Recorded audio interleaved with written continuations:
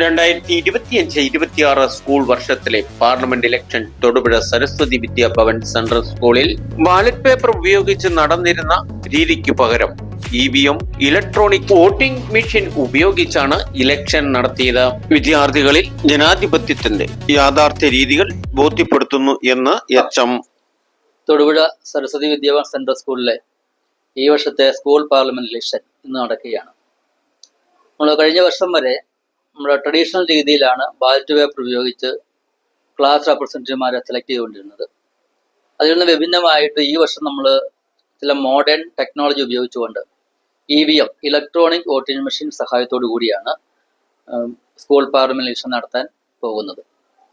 അല്പസമയത്തിന് ശേഷം ഈ EVM സഹായത്തോടെയുള്ള voting ആരംഭിക്കുകയാണ്. സ്കൂളിലെ എല്ലാ കുട്ടികളെയും പങ്കെടുപ്പിച്ചുകൊണ്ട് തന്നെ school chairman, vice chairman, sports club secretary, national club secretary, ഇങ്ങനെ വിവിധ പോസ്റ്റുകളിലേക്ക് കുട്ടികൾ നേരിട്ട് സ്കൂളിലെ കമ്മിറ്റി അംഗങ്ങളെ തിരഞ്ഞെടുക്കുന്ന രീതിയിലേക്കാണ് ഈ വർഷം പോകുന്നത്.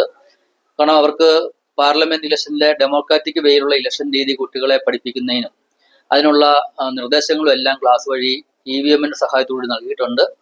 ആ കിട്ടിയ അറിവ് ഉപയോഗിച്ച് തന്നെ ഈ വർഷം മുതൽ ഞങ്ങൾ EVM സഹായത്തോടു കൂടി സ്കൂൾ പാർലമെന്റ് ഇലക്ഷൻ നടത്താൻ പോവുകയാണ്. ഇലക്ഷൻ നിയന്ത്രിക്കുന്ന റിട്ടേണിംഗ് ഓഫീസർ ആയിട്ട് social science teacher B. Aishwarya തെരഞ്ഞെടുപ്പ് പ്രവർത്തനങ്ങൾക്ക് നേതൃത്വം നൽകി.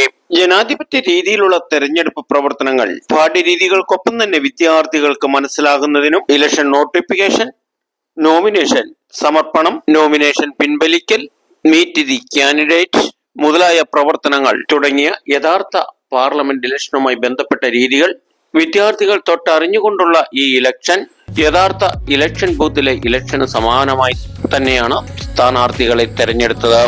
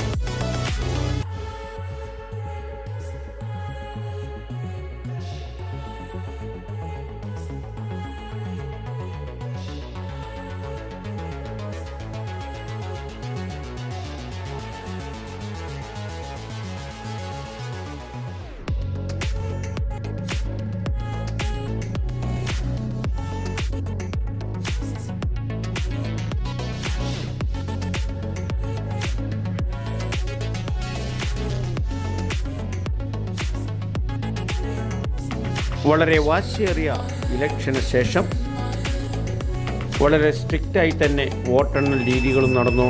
അതിനുശേഷം സ്ഥാനാർത്ഥികളെ പ്രഖ്യാപിച്ചപ്പോൾ സ്കൂൾ ചെയർമാൻ,